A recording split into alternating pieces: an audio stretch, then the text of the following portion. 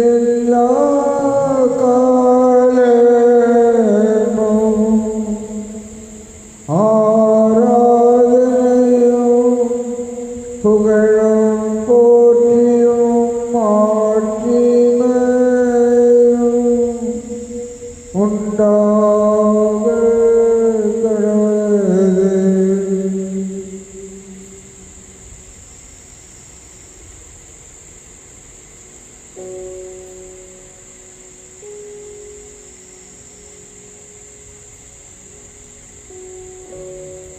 என்று வாழும் எங்கள் அன்பு தந்தையே இறைவா,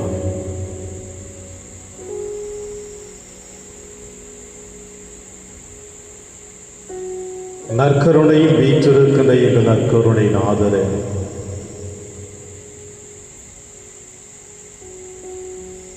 துவண்டு போகின்ற நேரத்தில்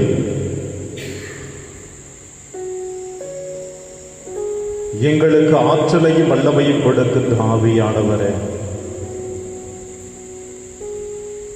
ஒவ்வொரு இறைவா இந்த நேரத்தில் உம்முடைய திருப்பாதத்தில் எங்களை அர்ப்பணிக்கின்றோம்.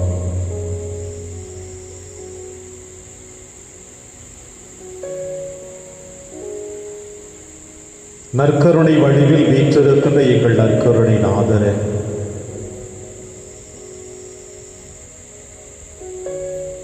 உயிர்ப்பும் உயிரும் நானே, என்னில் விசுவாசம் கொள்பவன் இறப்பினும் வாழ்வான் என்று சொன்னவரே,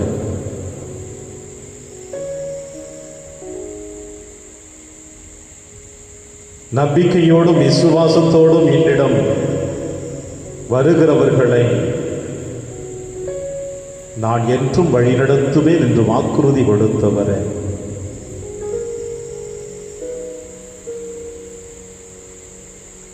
தாவீதின் மகனை என் மீது இரக்கமையும் என்று தன் அபயக்குரல் எழுப்பிய அந்த குருடனை அழைத்து, நான் உனக்கு என்ன செய்ய வேண்டும் என்று விரும்புகிறேன் என்று கேட்டு அவருடைய தேவைகளை நிறைவு செய்தவர்.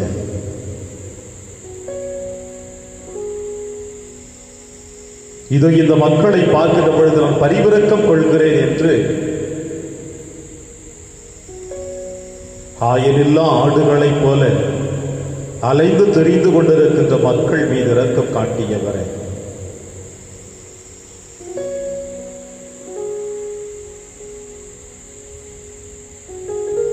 நானே திராட்சை செடி நீங்களது கிளைகள் என்று சொன்னவரே, வாழ்வின் பல அர்த்தங்களை எங்களுக்கு தெளிவாக வழிகாட்டி ஆன்மீகத்திலே நாங்கள் என்றும் நிலைத்து நிற்க வேண்டும் என்றும் உம்மோடு நாங்கள் இணைந்து வாழ வேண்டும் என்று விரும்பியவரே,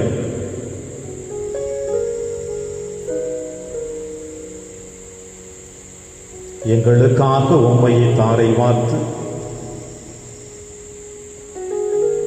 கல்வாரி மலையிலே உம்முடைய உயிரை தியாகம் செய்து இறப்பதற்கு முன்னதாக உம்முடலையும் இரத்தத்தையும் எங்களுக்கு கூறு போட்டு தந்தை எங்கள் அன்பு இயேசுவே,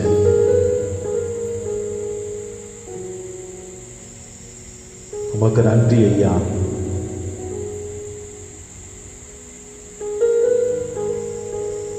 இதோ உடைய திருப்பாதத்தில் வந்திருக்கின்ற எங்கள் அனைவரையும்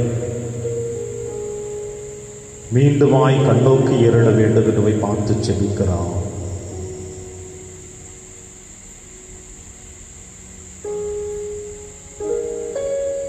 நீர் எங்களை ஆசீர்வதிக்க வேண்டுமாய் செபிக்கிறோம் இயேசுவே.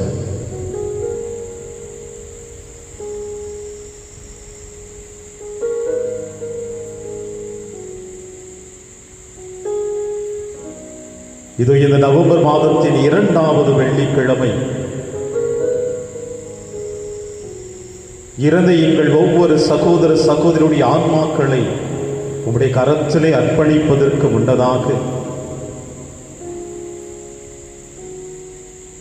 இது உடைய திருமுன்னிலையில் வந்திருக்கிற எங்களை உன் கரத்தில் அர்ப்பணிக்கிறோம்.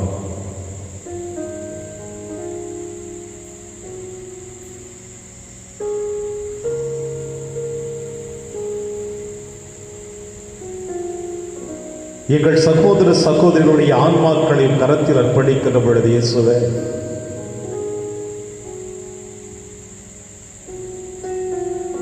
அவர்கள் இந்த மண்ணுலகில் செய்த பாவங்கள், குற்றம் குறைகள் அனைத்தையும் மன்னித்து நீரே அவர்களுக்கு விண்ணக பேரின்ப பாக்கியத்தை கொடுக்க வேண்டும் என்று மீண்டுமாய் உம்முடைய முன்னிலையில் சரணடைந்து இருக்கிறோம் இயேசுவே.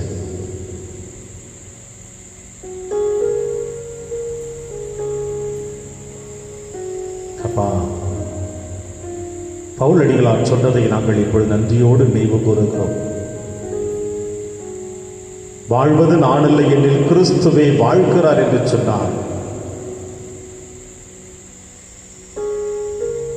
உம்முடைய பிள்ளைகளாகிய நாங்கள் இந்த மனநிலை பெற வேண்டும் என்று தான் விரும்புகிறேன். உம்முடைய பிள்ளைகளாய் எங்களை அழிக்க வேண்டும் என்று கங்கணம் கட்டி கொண்டிருந்த பவுலடிகளாரை உம்முடைய மகனாக நீர் தேர்ந்து கொண்டீரே. அழிவின் பாதையில் நோக்கி பயணிக்கின்ற ஒவ்வொரு பிள்ளைகளையும் வாழ்வின் பாதைக்கு அழைத்து கொண்டு வருபவரே, இந்த நேரத்தில்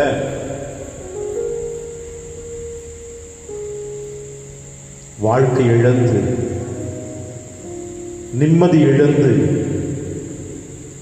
உறவுகளை இழந்து, உணர்வுகளை இழந்து, தனிமையே வாழ்க்கையாக மாற்றிக் கொண்டிருக்கின்ற எல்லா உள்ளங்களையும் உம்முடைய திருப்பாதத்தில் அர்ப்பணிக்கின்றோம். நீர் இந்த மன்னகத்தில் எங்களுக்கு கொடுத்த வாழ்க்கையை நாங்கள் சரியாக பயன்படுத்தி அது எங்களுக்கு விண்ணக வாழ்வு நிறைவாக்க வேண்டும் என்று இயேசுவே இந்த நேரத்தில் உம்முடைய முன்னிலையில் எங்களை அர்ப்பணித்து ஜெபிக்கிறோம். அப்பா, எங்களை கண்ணோக்கும், எங்களை ஆசீர்வதியும். உம்முடைய கருணை மிக்க பார்வையினால், உம்முடைய வாழ்வு தரக்கூடிய வார்த்தையினால்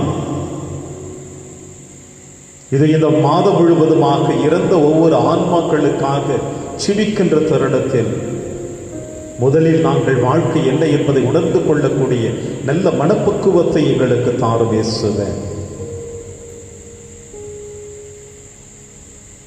உமது பிரகாசமான வாழ்வினை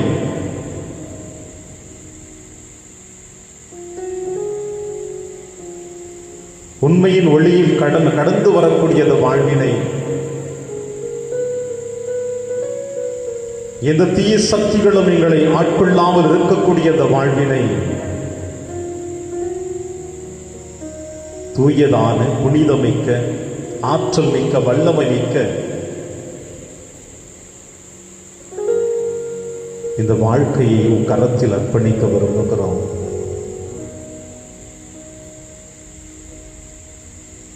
நீர் எங்களை அழைக்கின்ற பொழுதும் நாங்கள் உம்மை அழைக்கின்ற பொழுதும் நம் இருவருக்குள்ளாக இருக்கிற உறவு பரிமாற்றத்தில் ஒரு மகிழ்ச்சியினை நாங்கள் அனுபவிக்கக்கூடிய அந்த வரத்தை இந்த நேரத்தில் நீ தர வேண்டும் என்று ஜெபிக்கிறோம் இயேசுவே. இதோ நாங்கள் உம்முடைய முன்னிலையில் மீண்டும் எங்கள் உள்ளத்தையும் உடலையும் சமர்ப்பிக்கிறோம். எங்கள் சிந்தனைகளை சிதறவிடாமல் எங்களை ஒருமுகப்படுத்தி உம்முடைய பாதத்தில் எங்களை அர்ப்பணிக்கின்ற பொழுது பேதுரு சொன்னது, ஆண்டவரே, வாழ்வு தரும் ஆத்தை உம்மிடம்தானே உள்ளன, நாங்கள் யாரிடம் போக முடியும் என்று சொன்னாரே. அந்த உயிரோட்டம் உள்ள வார்த்தையை நாங்கள் உணர்ந்து கொள்ளக்கூடிய நல்ல மனப்பக்குவத்தை நீர் எங்களுக்கு தர வேண்டும் என்று இயேசுவின் நேரத்தில் ஜெபிக்கிறோம். அப்பா, இயேசு இயேசு என்று அழைத்து, பேசு பேசு உன் கதையை என்று நீர் எங்களுக்கு சொல்ல போகிறீர். உம்மை நாங்கள் அழைக்கப் போகிறோம். எங்கள் குரலை நீர் கேட்கப் போகிறீர். எங்கள் மனதின் கவலைகளையும் குரலையும் கேட்டு எங்களுக்கு நீர் வாழ்வு தரப் போகிறீர். அந்த நம்பிக்கையோடு இயேசுவே, இதோ இந்த பாடல் வரிகளின் வழியாக எங்கள் உள்ளத்தை ஒரு கரத்தில் அர்ப்பணிக்கிறோம். ஏற்று எங்களை ஆசீர்வதியும். இயேசு இயேசு என்று அழைத்து, பேசு பேசு உன் கதையை. இயேசு இயேசு என்று அழைத்து, பேசு பேசு உன் கதையை. உந்தன் குரலை கேட்டு உன்னை மீட்டு வானகம் சேர்க்கும் தேவனவர். இயேசு இயேசு என்று அழைத்து, பேசு பேசு உன் கதையை. வாழ்வாய் வழியாய் உயிராய் மண்ணில் சுடராய் அணையா ஒளியாய். வாழ்வாய் வழியாய் உயிராய் மண்ணில் சுடராய் அணையா ஒளியாய். வந்தார் மாபரன் இயேசு, உயிர் தந்துனை மீட்டார் இயேசு. கல்வாரி சிகரமதில் இயேசு இயேசு என்று அழைத்து, பேசு பேசு உன் கதையை. பாவிகள் நம்மை மீட்கவே உலகில் ஆதவனாய் ஒளித்தெழுந்தார். பாவிகள் நம்மை மீட்கவே உலகில் ஆதவனாய் ஒளித்தெழுந்தார். போதனைகள் பல தந்து நம்மை வேதனை விட்டெழ செய்தார். கல்வாரி சிகரமதில் இயேசு இயேசு என்று அழைத்து, பேசு பேசு உன் கதையை. உந்தன் குரலை கேட்டு உன்னை மீட்டு வானகம் சேர்க்கும் தேவனவர். இயேசு இயேசு என்று அழைத்து, பேசு பேசு உன் கதையை.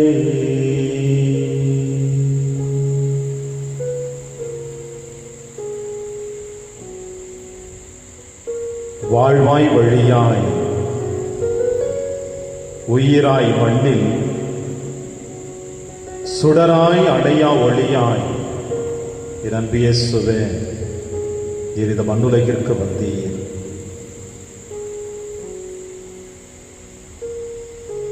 உறவுகளும்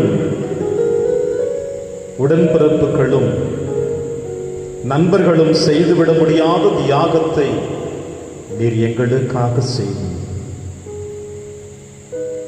கல்வாரி மலையில் உம்முடைய உயிரை தந்து எங்களுக்கு மீட்பு கொடுத்தீர். இயேசுவே, உம்முடைய தியாகம்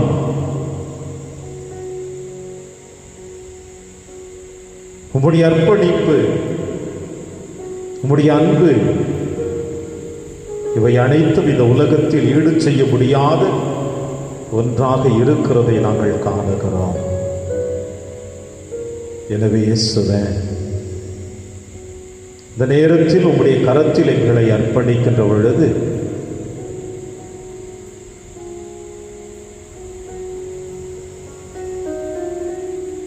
எங்கள் உள்ளத்தின் ஆழத்தில் இருக்கிற எண்ணங்களை, குறிப்பாக இந்த அலைவரிசையின் வழியாக உம்முடைய திருமுகத்தை பார்த்திருக்கின்ற பிள்ளைகள் ஒவ்வொருவரையும் உம்முடைய பொற்பாதத்தில் அர்ப்பணிக்கின்றோம்.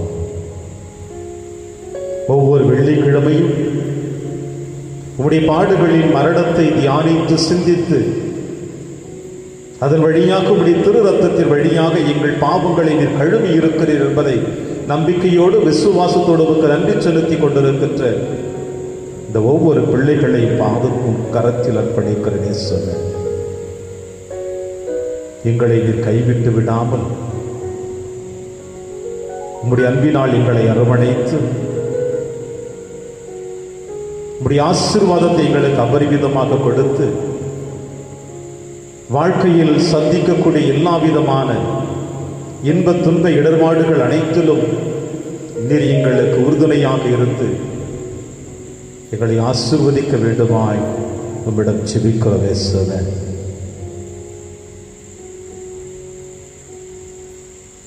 எங்களை கண்ணோக்கும்.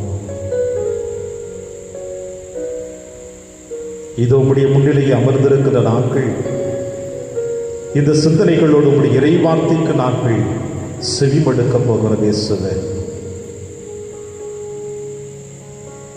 எங்களுக்கு உம்முடைய வார்த்தையை எங்கள் இதயத்தில் பதிய வைத்து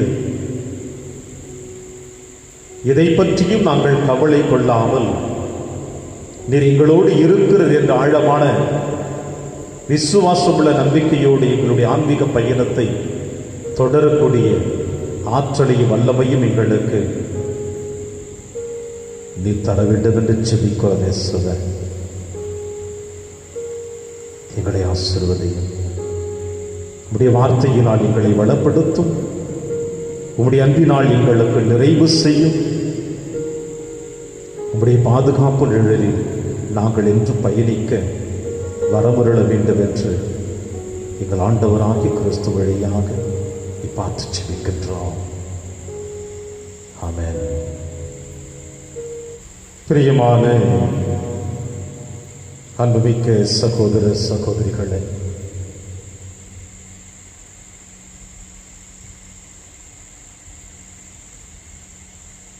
மீண்டும் இந்த அலைவரிசை வழியாகவும்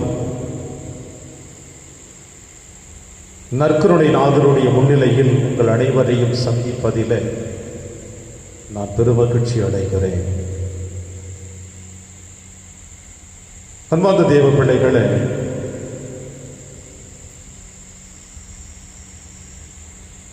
இந்த நவம்பர் மாதம் என்றாலே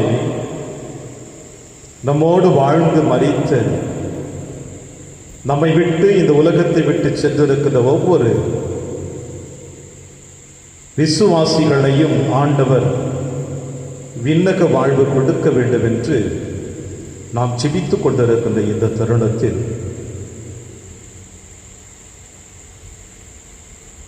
இறைவனுடைய வார்த்தை நமக்கு எப்படிப்பட்ட வாழ்வு கொடுக்க போகிறது என்பதை நாம் சிந்திக்க இன்று தேவனால் அழைக்கப்பட்டிருக்கின்றோம். ஓசையா புத்தகம் 6ஆம் அதிகாரம் 2வது இறை வார்த்தை நமக்கு சொல்லுகிறது, 2 நாளுக்கு பிறகு நமக்கு புத்துயிர் அளிப்பார், 3ஆம் நாளில் நம்மை எழுப்பி விடுவார், அப்பொழுது நாம் அவர் முன்னிலையில் வாழ்ந்திடுவோம். 3ஆம் நாளில் நம்மை எழுப்பி விடுவார், அப்பொழுது நாம் அவர் முன்னிலையில் வாழ்ந்திடுவோம்.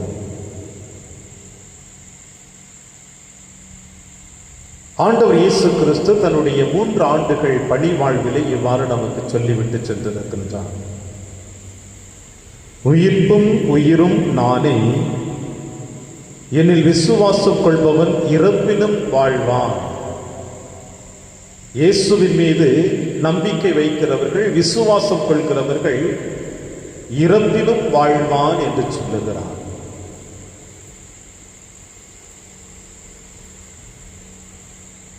புத்தர் மரணப்படுகையில் இருக்கின்ற பொழுது எல்லா சீடர்களுமே கண்ணீர் விட ஆரம்பித்து விட்டார்கள். புத்தர் இறந்துவிடப் போகிறார் என்று. கவலைகள் அவர்களை துன்பத்தின் உயரத்திற்கு அழைத்து சென்று கொண்டிருந்தது. புத்தரின் மரணத்திற்கு பிறகு நாம் எப்படி வாழப்போகிறோம் என்று எல்லா சீடர்களுமே கதி கலங்கிய தருணம் அது. அப்பொழுது ஒரு இளம் வயது சீடர் மட்டும் மகிழ்ச்சியோடு இருந்தான் அந்த கூட்டத்தில். மற்ற எல்லா சீடர்களுக்குமே அவன் மீது கோபம் வந்தது. நம்மை வழிநடத்திய ஆசான், குரு நம்மை விட்டு பிரிய போகிறார், இவன் சிரித்துக் கொண்டிருக்கிறானே என்று அவன் மீது எல்லோரும் கோபக் கணைகளினால் வார்த்தைகளை வஞ்சித்துக் கொண்டிருக்கின்ற பொழுது அந்த இளம் துறவி சீடன் இவ்வாறு சொன்னானாம், யார் சொன்னது புத்தர் இறக்கப் போகிறார் என்று? நானே இறக்கப் போவதில்லை. அப்படி இருக்க ஏன் புத்தர் மட்டும் இறந்து விடுவான்? மலைப்பகுதியில் ஆரம்பிக்கப்பட்ட நதியானது காடுகள், மலைகள் எல்லா இடர்பாடுகளையும் சந்தித்து கடலில் சங்கமிப்பது போல, இதோ என் ஆசான், என் குரு புத்தர் இறக்கப் போவதில்லை. மாறாக இந்த பிரபஞ்சத்திலே அவர் சங்கமிக்கப் போகிறார்.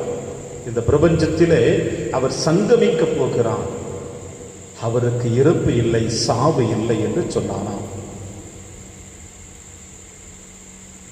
உயிர்ப்பும் உயிரும் நானே, என்னில் விசுவாசம் கொள்பவன் இறப்பினும் வாழ்வான்.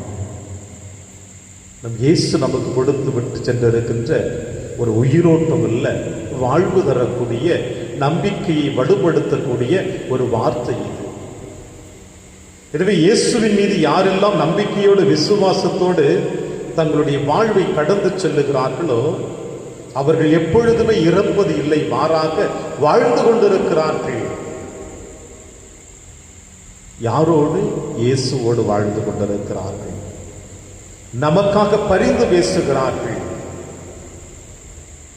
நாம் இந்த மண்ணுலகில் துன்பப்படுகின்ற பொழுது இயேசுவிடம் அவர்கள் பரிந்து பேசுகிறார்கள். எனவே அவர்கள் இறக்கவில்லை, மாறாக அவர்கள் வாழ்கிறார்கள் என்ற நம்பிக்கை முதலில் உங்களுக்கும் எனக்கும் வேண்டும். ஒரு கவிஞன் தன்னுடைய புத்தகத்திலே வாறு எழுதுகிறான், கூட்டுக்குள் சுருங்கி கிடக்கும் புழு வண்ணத்து பூச்சியாக வடிவெடுத்து வானில் வட்டமிட ஆரம்பிக்கிற பொழுது கூட்டை விடுகிறோமோ என்று கவலை கொள்வதில்லை. இந்த வண்ணத்து பூச்சி வடிவெடுத்து இந்த உலகத்தில் வட்டமிடுகிற பொழுது கூட்டை விட்டு வந்து விட்டேன் என்று அது கவலை கொள்வதில்லை. தனது வளர்ச்சிக்கும் வாழ்வுக்கும் எல்லையிடும் ஓட்டை உடைத்து கொண்டு பரந்த உலகிற்குள் நுழையும் கோழி குஞ்சு ஓடு உடைகிறது என்று அங்கலாய்ப்பது இல்லை. பூத்த பின் தன்னில் காய் தோன்றும் பொழுதும் பூவை உதிர்ப்பதை பற்றி மரம் அழுவதில்லை. ஆனால் மனிதனோ இந்த உலக வாழ்விற்கு பிறகு மற்றொரு வாழ்வு உண்டு என்பதை அறிந்திருந்தாலும் இந்த உலகை விட்டு பிரிந்து செல்கிறோம் என்ற கவலையில் அவன் மூழ்குகிறான். பிரியமான அன்பின் தேவ பிள்ளைகளே, கூட்டுக்குள் இருந்து வண்ணத்து பூச்சி வெளியே வருகின்ற பொழுது அது கவலை கொள்வதில்லை. ஓட்டை உடைத்துக் கொண்டு வெளியே வருகிற பொழுது கோழி குஞ்சுகள் கவலைப்படுவதில்லை. பூ உதிர்வதினால் மரம் கவலை கொள்வதில்லை. மாறாக ஒன்றை இழக்கின்ற பொழுது அதிலே வாழ்வு இருக்கிறது என்பதை இயற்கைகள் எல்லாம் உணர்ந்து கொண்டிருக்கின்ற பொழுது, இயற்கையின் படைப்பின் சிகரமாகிய மனிதர்கள் நாம் மட்டுமே நமக்கு மறுவாழ்வு ஒன்று இருக்குது என்பதை அறிந்தும் மரணம் ஒன்று உங்களையும் என்னையும் தழுவுகின்ற பொழுது நாம் கவலை கொள்கின்றோம், வேதனை அடைகின்றோம், வருத்தப்படுகின்றோம். ஏன் இறைவனை கூட நாம் மறுகேள்வி கேட்க ஆரம்பித்து விடுகின்றோம். எனவே வாழ்வு என்பதை நாம் மறந்து விடாமல் இறைவனோடு இணைந்து வாழக்கூடிய இந்த மன்னக வாழ்வை விட்டு விண்ணக வாழ்வை நோக்கி நாம் பயணிக்கிற பொழுதுதான் அதிலே நிறைவை நீங்களும் நானும் காண முடியும். இந்த சிந்தனைகளோடு உயிர்ப்பை பற்றிய 2 விதமான உண்மைகளை நீங்களும் நானும் இன்று அறிந்து கொள்ள இறைவன் விரும்புகிறார். முதலாவது, இயேசுவில் நம்பிக்கை வைப்பதும், அதாவது இயேசுவில் நம்பிக்கை வைப்பதும் இறப்பிற்கு பின் வரும் வாழ்வில் நம்பிக்கை வைப்பதும் ஒன்றோடு ஒன்று நெருங்கிய தொடர்புடையதாக காணப்படுகிறது. இயேசுவில் நம்பிக்கை வைப்பதும் இறப்புக்கு பின் வரும் வாழ்வில் நம்பிக்கை வைப்பதும் ஒன்றோடு ஒன்று தொடர்புடையதாக இருக்கிற பொழுது, அதாவது இயேசுவில் நம்பிக்கை வைக்கிறவர்கள் நிச்சயமாக உயிர்ப்பிலும் நம்பிக்கை வைத்தாக வேண்டும் என்ற உண்மையைத்தான் வேதம் நமக்கு சொல்லுகிறது. இயேசுவில் நம்பிக்கை வைக்கிறவர்கள் நிச்சயமாக உயிர்ப்பிலும் நமக்கு வாழ்வு இருக்கிறது என்பதை நாம் நம்ப வேண்டும் என்பதை வேதம் சொல்லுகிறது. எனவேதான் இயேசு அற்புதமாக சொல்லுகிறார். யோவான் எழுதிய நற்செய்தி 11ஆம் அதிகாரம் 25வது இறைவசனத்தில், உயிர்த்தெழுதல் செய்பவனும் வாழ்வு தருபவனும் நானே, என்னிடம் நம்பிக்கை கொள்பவர் இறப்பிலும் வாழ்வார். ஆக இயேசுவின் மீது நம்பிக்கை வைப்பது நிச்சயமாக உயிர்ப்பில் நம்பிக்கை வைத்தாக வேண்டும் என்று சொல்லுகிற பொழுது இயேசு சொல்லுகிறார், உயிர்த்தெழுதல் செய்பவனும் வாழ்வு தருபவனும் நானே, என்னிடம் நம்பிக்கை கொள்பவர் இறப்பிலும் வாழ்வார் என்று. இது முதலாவது சிந்தனை. இரண்டாவது சிந்தனை என்னவென்றால், இறப்புக்கு பின் வரும் வாழ்வில் நாம் வைத்திருக்கும் நம்பிக்கையை பொறுத்து, இறப்புக்கு பின் வரும் வாழ்வில் நாம் வைத்திருக்கும் நம்பிக்கையை பொறுத்து நாம் சாவை அணுகும் விதமும் மாறுகிறது. நாம் சாவை அணுகும் விதமும் மாறுகிறது. அதாவது இயேசு நமக்கு என்ன சொல்ல வருகிறார் என்றால், இறப்புக்கு பின் வாழ்வு உண்டு என்ற நம்பிக்கை தங்களது வாழ்வை அமைத்து கொண்டவர்கள், இறப்புக்கு பின் வாழ்வு இருக்கிறது என்று தங்கள் சாவு நம்பிக்கையோடு வாழ்ந்து கொண்டிருக்கிறவர்கள் சாவை கண்டு அவர்கள் பயப்படுவதில்லை. அவர்கள் சாவை கண்டு பயப்படுவதில்லை. திட்டமிட்ட வாழ்வு வாழ்ந்தாலும் சாவு ஒன்றுமில்லாமல் ஆகிவிடுகிறது அவர்களுக்கு. ஆழமான நம்பிக்கை அவர்கள் வைக்கின்ற பொழுது அவர்களுக்கு வாழ்வு நிச்சயமாக இருக்கிறது. எனவேதான் இயேசு அற்புதமாக சொல்லுகிறார், வாழ்வுக்கு சாவு இல்லை, சாவுக்கும் வாழ்வில்லை என்பதை தெளிவாக நமக்கு புரிய வைக்கிறார். பிரியமான தேவ பிள்ளைகளே, நம்பிக்கையோடு யாரெல்லாம் இறைவன் மீது தங்களுடைய வாழ்க்கை போராட்டத்தை தொடர்கிறார்களோ அவர்களுக்கு தெளிவான, நிச்சயமான, நிரந்தரமான விண்ணக வாழ்வு ஒன்று இருக்கிறது. நம்பிக்கையற்ற, விசுவாசமற்ற, இயேசுவின் மீது எந்த விதமான பற்றுணர்வுகள் இல்லாமல் வாழ்ந்து கொண்டிருக்கின்ற யாருக்குமே விண்ணக வாழ்வு ஒன்று இருக்கிறது என்பது நமக்கு நம்பிக்கை இல்லாத பொழுது சாவு உங்களையும் என்னையும் தன்னுடைய ஆளுமைக்குள் அழைத்து வந்து விடுகிறது.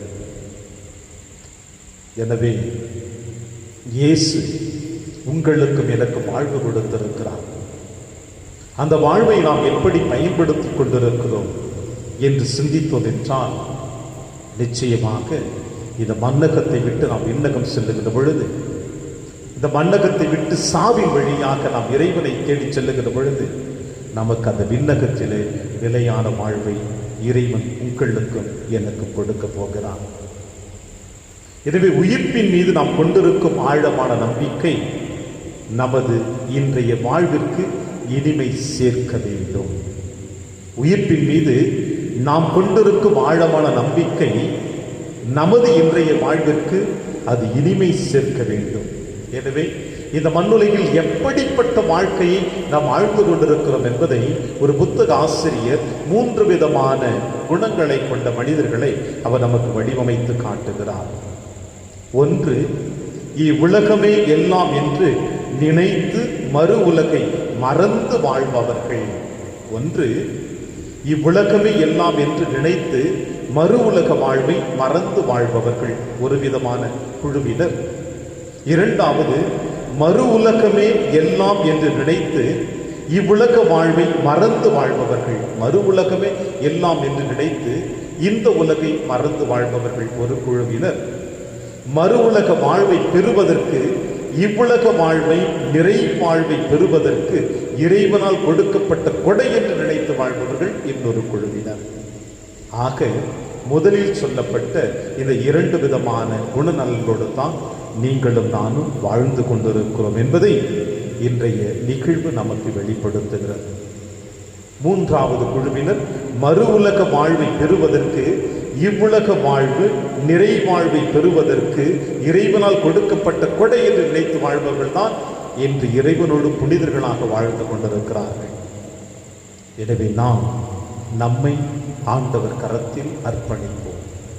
இயேசு உங்களையும் என்னையும் ஆசீர்வதிக்க வேண்டும் என்றும், இந்த மாதம் முழுவதுமாக நம்மை விட்டு பிரிந்து சென்றிருக்கின்ற ஒவ்வொரு ஆன்மாக்களுக்காக நாம் ஜெபிக்கின்ற பொழுது அவருடைய பாவங்களையும் குற்றங்களையும் குறைகளையும் இறைவன் மன்னித்து என்றும் அவர்களுக்கு நிறைவான வாழ்வை கொடுக்க வேண்டும் என்றும் இதோ இந்த நற்கருணை ஆசீர்வாதத்திலே ஆராதனை தருணத்திலே அவர்களுக்காக ஜெபிப்போம். வாழ்வு தரக்கூடியவர் அவர்களுடைய பாவங்களை மன்னித்து ஏற்றும் அவர்களுக்கு நித்திய பேரின்ப பாக்கியத்தை நிறைவாக கொடுப்பார் என்ற நம்பிக்கையோடு நம் அனைவருமே இயேசுவின் ஆசீர்வாதத்திற்காக மண்டியிடுவோம்.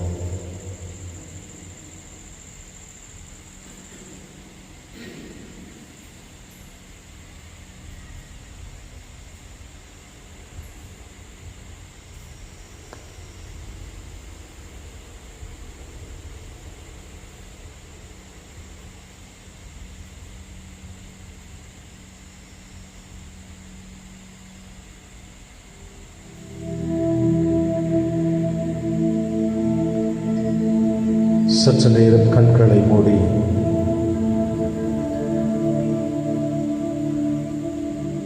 இது மீண்டுமாய் இந்த மாதத்தின் 2வது வெள்ளிக்கிழமை நற்கருணை ஆசீர்வாதத்தில்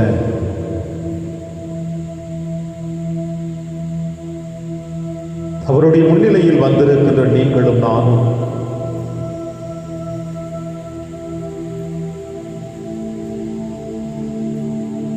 நம்மை விட்டு பிரிந்து சென்றிருக்கின்ற ஒவ்வொரு ஆன்மாக்களையும் மீண்டுமாய் அவர் கரத்தில் அர்ப்பணிப்போம்.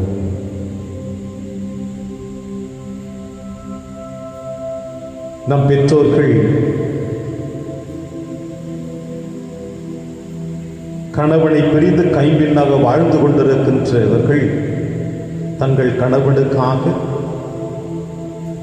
மனைவியை பிரிந்து வாழ்ந்து கொண்டிருக்கின்ற கணவர்கள் தங்கள் மனைவிகளுக்காகவும், பெற்றெடுத்த பிள்ளைகள் தங்களுக்கு முன்னதாக இந்த மண்ணுலகை விட்டு பிரிந்திருக்கின்ற பிள்ளைகளுடைய ஆண்களை மாற்றிக்காகவும், உடன்பிறப்புகளை இழந்து தவித்துக் கொண்டிருக்கின்ற ஒவ்வொரு சகோதர சகோதரிகள் தங்கள் உடன்பிறப்புகளுக்காகவும்,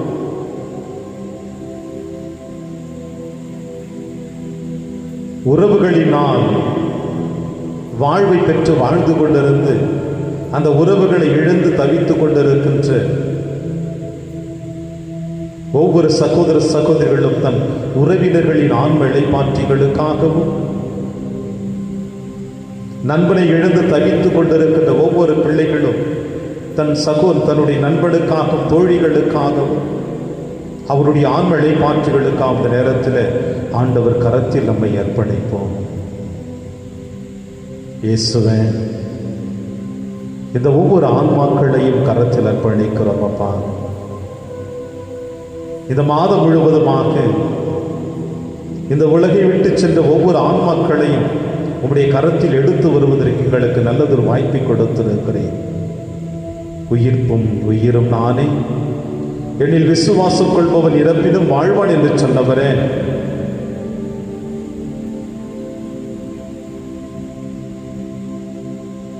தங்களுடைய இந்த மண்டக வாழ்வில் உடைய திருவுடலையும் திரு ரத்தத்தையும் உண்டு குடித்து திருவருட் சாதனைகளில் ஆசீர்வாதத்தை பெற்று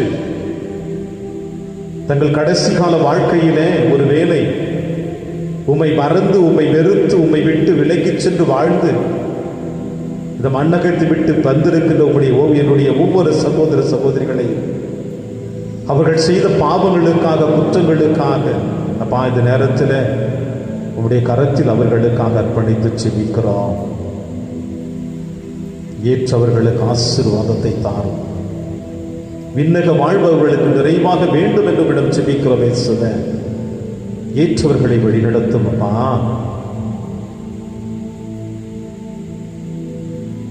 உம்முடைய அன்பு என்றும் அவர்களுக்கு இருக்க வேண்டும் என்று செபிக்கிறோம். உம்முடைய ஆசீர்வாதம் அவர்களுக்கு என்றும் இருக்க வேண்டும் என்று செபிக்கிறோம். அவர்கள் இந்த உலகத்தை விட்டு சென்றாலும் அவர்களுடைய நல்ல வாழ்க்கை எங்களுக்கு வாழ்க்கையின் அடித்தளமாக அதை பின்பற்றி வாழ வேண்டும் என்று செபிக்கிறோம். அவர்களை விட்டு விடாதேயும். நானே வாழ்வு தரக்கூடியவர் என்று சொன்னவர் இந்த நேரத்தில் அந்த ஒவ்வொரு பிள்ளைகளையும் நீர் ஆசீர்வதித்து ஏழை லாசர் ஆபிரகாமின் மடியில் அமர்ந்தது போல நாங்கள் யாருக்கெல்லாம் செபிக்கிறோமோ அந்த பிள்ளைகள் ஒவ்வொருடைய ஆன்மாவையும் நீ ஆசீர்வதித்து உமது நித்திய பேரின்ப பாக்கியத்தை அவர்களுக்கு தாரும் இயேசுவே. குறிப்பாக ஒவ்வொரு நாளும் இயற்கையின் சீற்றத்தினால் விபத்துகளினால் யாரும் அறியாமல் தனிமையிலிருந்து இறந்த ஒவ்வொரு ஆன்மாக்களையும் இந்த நேரத்தில் உடைய கரத்தில் அர்ப்பணிக்கிறோம் இயேசுவே. குறிப்பாக வாழ வழி தெரியாமல் பிரச்சனைகளுக்கு மத்தியிலே இன்னல்களுக்கு மத்தியிலே தங்களையே முழுவதுமாக மாய்த்து கொண்டு தற்கொலை செய்து கொண்ட ஒவ்வொரு ஆன்மாக்களையும் கரத்தில் அர்ப்பணிக்கிறோம்.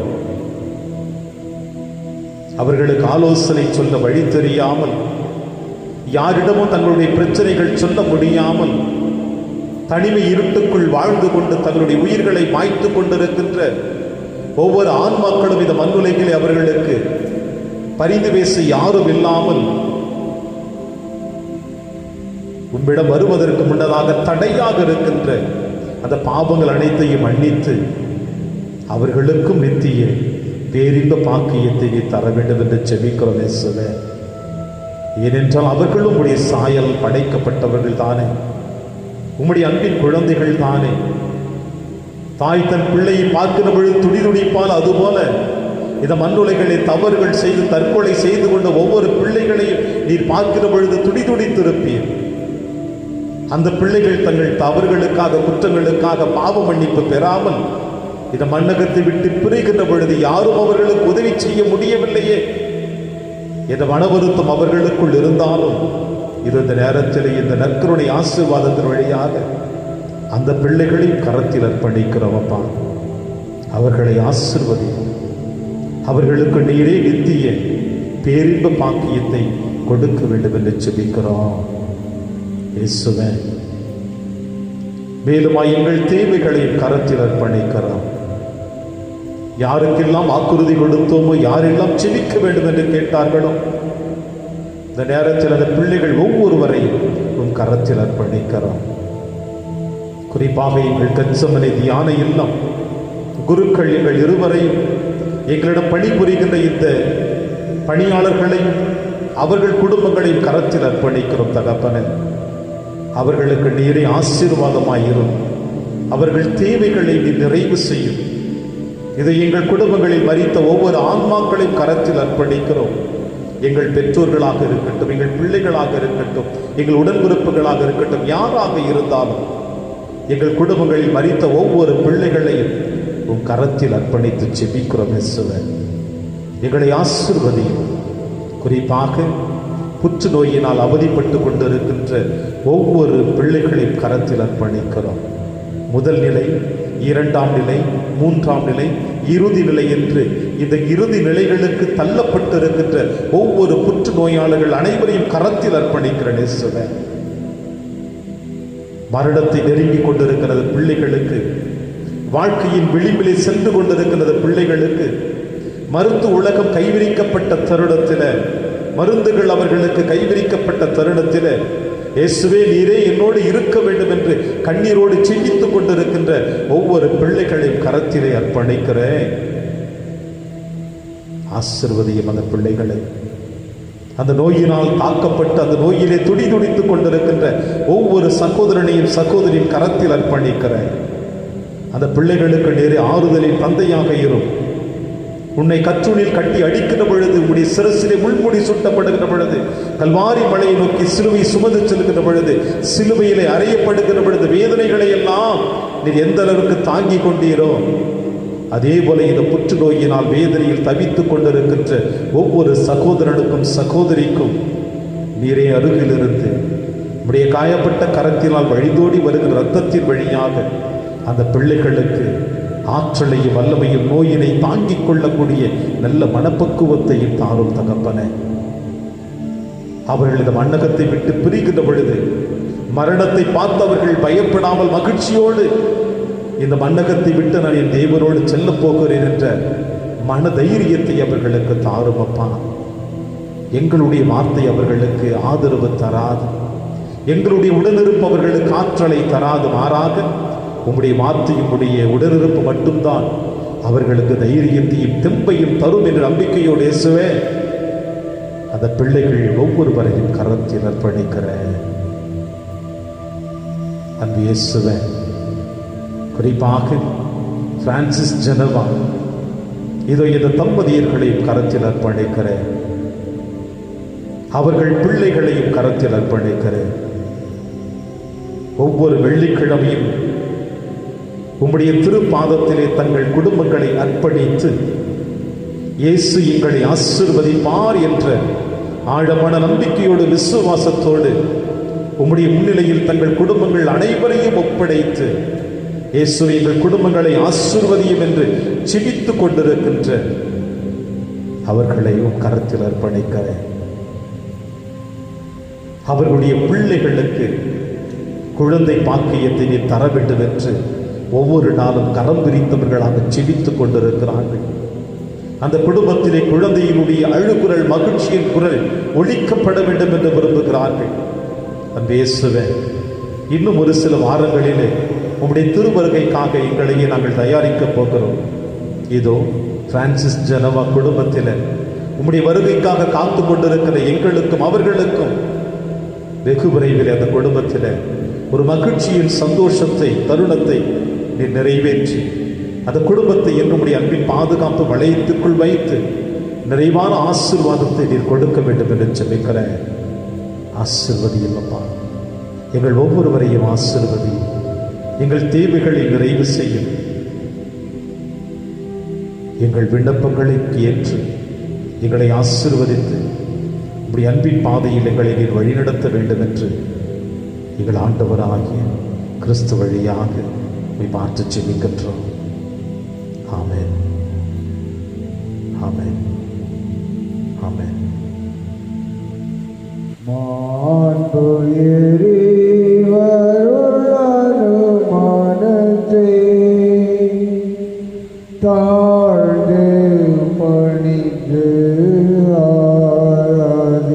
ஆராதிப்போம். பழைய நியம முறைகள் அனைத்தும் இனி மறைந்து முடிவு பெறுக.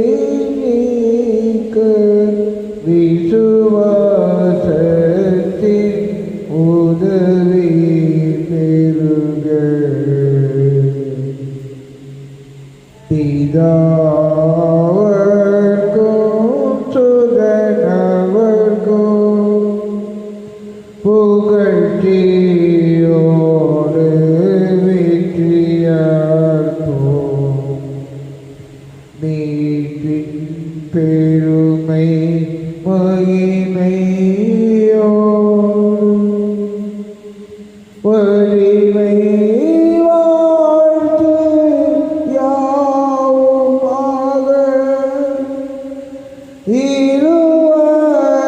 இருவரிடமாய் வருகின்றவராம் தூய ஆவியானவர்க்கும் அளவில்லாத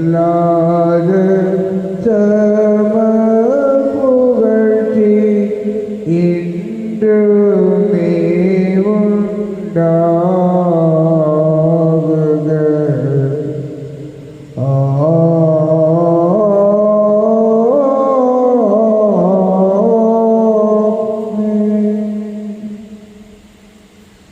மன்றாடுவோமாக. இறைவா, இந்த வியப்புக்குரிய திருவருட்சாதனத்திலே உம்முடைய பாடுகளின் நினைவை எங்களுக்கு விட்டு சென்றே.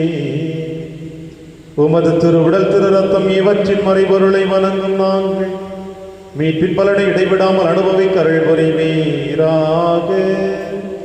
இறைவனாய் என்றென்றும் வாழ்ந்து ஆட்சி செய்கிற எங்கள் ஆண்டவர் இயேசு கிறிஸ்து வழியாக உம்மை மன்றாடுகின்றோம்.